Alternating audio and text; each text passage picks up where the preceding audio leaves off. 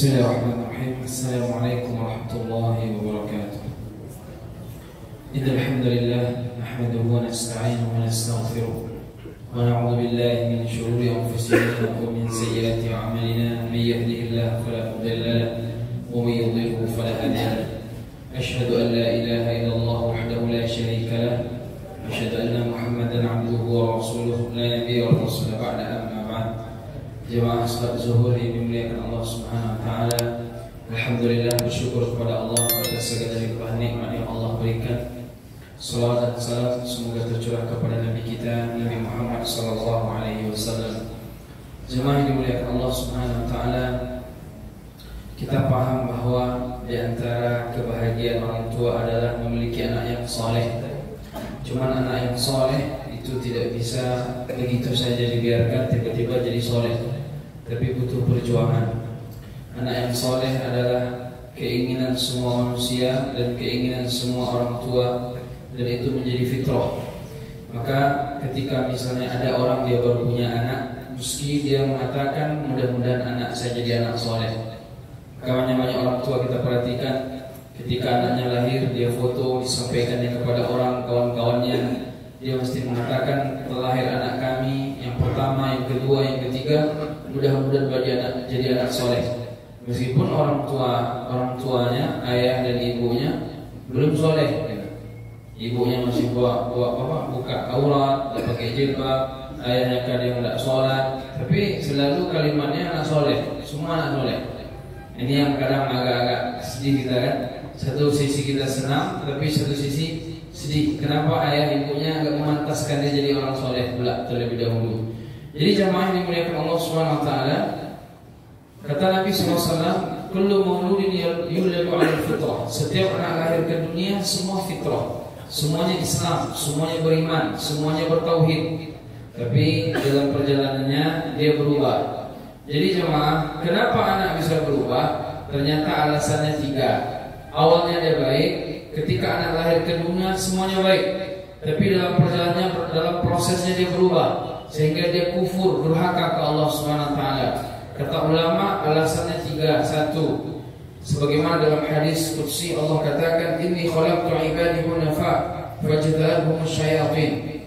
Aku menciptakan hambaku semuanya hunafa. Hunafa itu contoh kepada tauhid hanif, tapi yang membuat mereka melenceng setan terutama. Jadi yang membuat orang itu melenceng dari Allah pertama setan, iblis. Yang mana memang Allah sudah katakan juga dalam satu ayat, ketika iblis diusir dari surga, maka ketika itu dia mengatakan ke Allah, aku akan datangi hambamu dari depan, lalu dari belakang, dari kanan, dari kiri. La atiyannahum min baini aydihim wa min khalfihim wa an aymanihim wa an shamalihim wa la tajidu aktharahum syakirin. Aku akan datangi hambamu dari depan, dari belakang, kanan, kiri, dan sedikit di antara hambamu yang bersyukur. Maka Bapak Ibu yang dimuliakan Allah, kita banyak-banyak minta perlindungan kepada Allah dari godaan setan. Kita minta banyak perlindungan kepada Allah dari godaan setan terhadap anak-anak kita, gangguan-gangguan. Kita minta perlindungan hanya kepada Allah Subhanahu wa taala dengan baca-baca zikir yang banyak. A'udzubillahi minasyaitonirrajim. A'udzubillah. Kita minta perlindungan kepada Allah dari godaan setan yang terkutuk. Jadi yang pertama yang membuat anak kita melenceng jelas yaitu setan yang selalu menggoda, dan dia terus istiqamah untuk menggoda sampai akhir hayat anak kita tadi, dan kita termasuk dalamnya. Yang kedua yang membuat anak kita melenceng setelah setan, yang kedua adalah kawan yang melencengkan anak kita. Makanya Nabi mengatakan al-mar'u 'ala dini khalilihi falyanzur ahadukum man yukhalil. Orang tergantung kawannya. Siapa kawannya, nah itulah dia. Jadi agama seseorang tergantung agama kawannya. Maka Bapak Ibu perhatikan kawan anak. Siapa kawan anak kita? Kalau anak kita kawannya adalah orang yang ngaji, dia ngaji. Kalau anak kita kawannya adalah orang enggak sholat, dia enggak sholat. Tapi orang tua banyak ada perhatian dengan kawan anaknya. Karena kawan 80% membuat orang melenceng. Jangankan anak kita pun juga gitu. Bapak-bapak sudah berhenti merokok, lalu ketemu kawan-kawan rokok ada. Bapak Ibu rutin pengajian, ketemu kawan tidak pernah ngaji, selalu ngajak kepada bicara selalu dunia. dunia, tidak pernah ngomong akhirat. Nanti terbawa. Anak pesantren juga gitu. Di pesantren dia sholat berjamaah di masjid, rutin tilawah Quran. Pulang ke rumah nggak diperhatikan siapa kawannya, rusak dia. Nah, cuman sekarang ini ada kawan tambahan. Kalau mungkin kawan yang sering kita pahami orang yang dia itu manusia, tapi ada kawan sekarang dia nggak manusia, itu HP. Kawan juga nih. Nah, jadi ketika dikasih HP, itulah terus tuh. Jadi jamaah yang dimuliakan Allah ini yang kedua, yang merusak adalah kawan. Yang ketiga, yang merusak anak adalah orang tuanya sendiri. Sebagaimana Nabi mengatakan, hadis tadi kita bacakan, kullu mauludin yuladu 'alal fitrah fa abawahu yuhawidanihi aw yunassirani aw yumajjisanihi. Anak lahir ke dunia fitrah, dia bertauhid, dia condong kepada kebaikan. Yang membuat dia Yahudi, Majusi, Nasrani orang tua. Apa yang disampaikan orang tua ke anak, itu yang membuat dia berubah. Selalu motivasi orang tua adalah dunia, itu yang merusak anak. Bapak ibu selalu ngomong ke anak kan begini biasanya, jangan kalian seperti ayah bunda susah. Kami dulu rumah kontrak, kami makan pakai lado hijau ke belacang, kan? Selalu dunia. Kami jalan kaki 2 kilo, pulang 4 kilo. Kalau bisa kamu harus punya Honda, kamu harus punya mobil mewah, punya rumah, punya pekerjaan layak, banyak duitnya. Jangan direndahkan orang karena miskin. Selalu dunia. Tapi tidak pernah orang tua bilang begini, dulu ayah bunda malas ke masjid, tidak pernah pengajian, tidak pernah paham agama. Lalu setelah tua nih baru sadar, ternyata yang paling mahal adalah agama, yang paling mahal adalah ilmu agama. Ternyata yang menenteramkan kita ibadah ke Allah, yang membuat kita bahagia adalah ketika ke masjid. Jarang orang tua mengingatkan begitu. Rata-rata orang tua selalu mengingatkan kepada akhirat, selalu mengingatkan kepada dunia, motivasi bagaimana harta banyak, motivasi biar bangga dipuji manusia, bagaimana dunia, tapi jarang akhirat. Inilah yang membuat anak melenceng. Maka besok dari kiamat orang tua masuk neraka.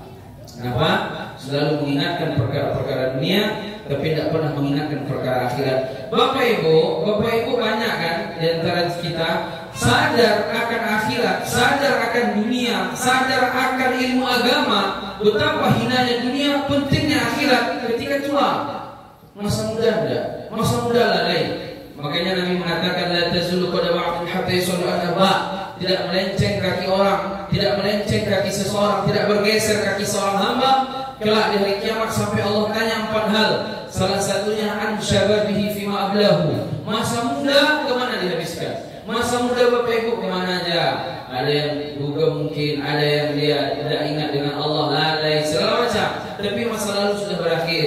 Allah tidak melihat, Islam tidak melihat orang masa lalunya, tapi Islam melihat hari ini dan akan datang. Tapi jadi pelajaran masa lalu itu. Kalau dulu Bapak Ibu ada yang tinggal 5 tahun tak sholat misalnya, ada yang tinggal 5 tahun tak puasa Ramadan, jangan itu diulang juga ke anak. Ingatkan anak kita, ibu ayah dulu memang lupa kepada Allah, sekarang kami sudah ingat sama Allah. Kamu jangan tiru ayah ibu yang dulu, tapi mulai sekarang kamu soleh, mulai sekarang kamu taat kepada Allah SWT. Dan kami berlindung kepada Allah dari kesalahan-kesalahan kami yang dulu, mengajarkan kamu selalu kepada perkara dunia dan melupakan kamu kepada Allah, melupakan kamu kepada ibadah, melupakan kamu kepada perkara akhirat. Jadi itu PR Bapak Ibu, ingatkan anak jangan sampai dia lalai beribadah kepada Allah, dan jangan sampai dia mengikuti kita udah tua baru sadar. Selalu begitu kaidah kan? Kenapa gak ke masjid?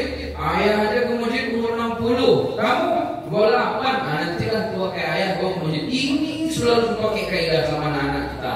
Itu kesalahan kita. Maka Bapak Ibu kita tidak menanggung dosa kan? Maka daripada itu ingatkan anak. Jadi anak ini aslinya baik, tapi melenceng dia 3. 1 iblis, setan, yang kedua kawan, yang ketiga orang tua. Jadi kalau bisa orang tua yang mulai ikut pula, gitu kan?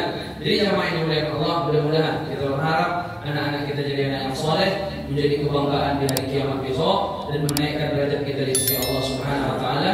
Sebagaimana Allah katakan dalam Quran, "Walladzina amanu wattaba'uhum dzurriyyatuhum biimanin alhaqna bihim dzurriyyatahum wa ma alatnahum min 'amalihim min syai' kullu imrin bima kasaba rahin." Dan orang-orang yang beriman diikuti mereka oleh anak mereka, maka besok di hari kiamat di surga kami akan kumpulkan mereka dengan anak mereka.